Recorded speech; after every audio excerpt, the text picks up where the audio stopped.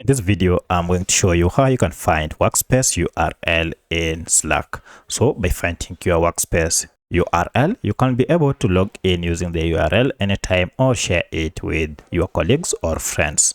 And using the URL, they'll be able to join your workspace.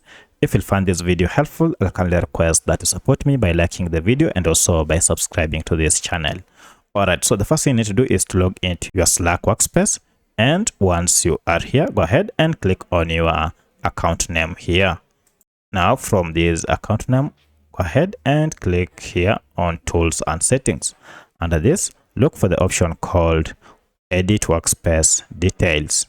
Now if you click on it, you'll be able to see here your workspace name and also URL.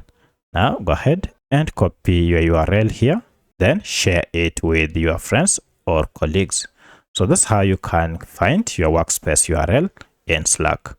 If you have any other question, kindly let me know in the comment section. Otherwise, thanks for watching and let's meet in the next video.